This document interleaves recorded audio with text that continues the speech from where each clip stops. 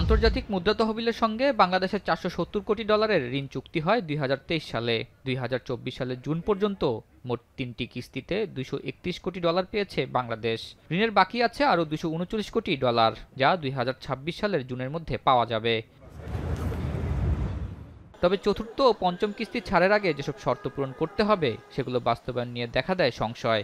বিশেষ করে ডলার দর বাজার ভিত্তিক ও রাজস্ব আদায়ের লক্ষ্য পূরণ না হওয়ায় ঋণ পাওয়া নিয়ে জাগে শঙ্কা। তাই আইএমএফ এর সাথে 2 মাস ধরে চলছে আলোচনা।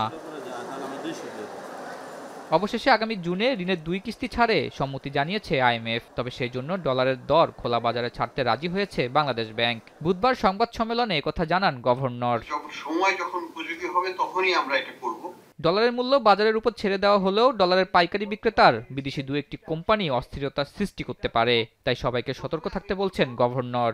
সেই সাথে বাজার স্বাভাবিক রাখতে 50 কোটি ডলার হাতে রেখেছে বাংলাদেশ ব্যাংক। আমরা জানি যে কিছু আছে কোম্পানি দুবাই এবং অন্যান্য জায়গায় আছে যারা চেষ্টা করবে বাজারকে অস্থিতিশীল করতে, আগে করেছে, এখন হয়তো তারা চেষ্টা করতে পারে। আমাদের একটু সচেতন থাকতে হবে। আমরা মনে করি আমাদের যথেষ্ট শক্তি আছে এই ধরনের স্পেকুলেশন যদি হয় সেটা থেকে নিজে থেকে রক্ষা করার মতন। কাজে আমরা অনেক কনফিডেন্ট যেটাকে আমরা ধরে রাখতে পারবো এবং স্থিতিশীলতা বজায় রাখতে পারবো। আইএমএফ এর 2 কিস্তির 1.2 বিলিয়ন ডলার ঋণ পাওয়া গেলে জুনের মধ্যে অন্যান্য দাতা সংস্থার সহায়তা সহ 3.5 বিলিয়ন ডলার পাওয়া যাবে বলে জানিয়েছে গভর্নর। বোর্ডে জুন মাসের শেষের দিকে এটাকে অ্যাপ্রুভ করা হবে এবং এটার অ্যাপ্রুভাল হওয়ার সাথে সাথে তার আগে থেকে আমরা বিভিন্ন ডোনার সাপোর্ট থেকে অন্যান্য জায়গা থেকে আমরা ব্যাপকভাবে সহায়তা পাবো। আমাদের এস্টিমেট হচ্ছে প্রায় 3.5 বিলিয়নের মতো নতুন টাকা আসবে এখন থেকে জুন মাসের মধ্যে। কাজেই আমাদের রিজার্ভ পজিশনটা আরো অনেক ইমপ্রুভ করবে। অপরদিকে শেয়ার বাজারে তালিকাভুক্ত 36টি ব্যাংকের বার্ষিক প্রতিবেদন প্রকাশ ও লভ্যাংশ ঘোষণা আটকে আছে। এতে বিনিয়োগকারী ক্ষতিগ্রস্ত হচ্ছে কিনা এমন প্রশ্নে গভর্নর জানান, সঠিক তথ্য প্রকাশে কিছুটা দেরি হচ্ছে। তবে এস আলমের মতো যারা ব্যাংক খাতের ক্ষতি করেছে তাদের লোকসান হলেও আগামীতে বিনিয়োগকারীদের লাভ হবে। সবার জন্য এটা ভালো হবে, বিনিয়োগকারীদের জন্য।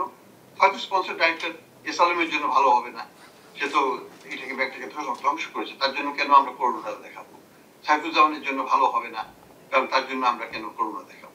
তো যাই হোক, এখানে কিছু তো লুজার হবেই এবং যারা ব্যাংকের ক্ষতি করেছে তারা লুজার হবে, তাতে আমরা মনে হয় না কারণ কান্নাকাটি করার প্রশ্ন আসে। গভর্নর জানান, মূল্যস্ফীতি ধারাবাহিকভাবে কমতে থাকবে, সেই সাথে ব্যাংকগুলো ঘুরে দাঁড়াবে।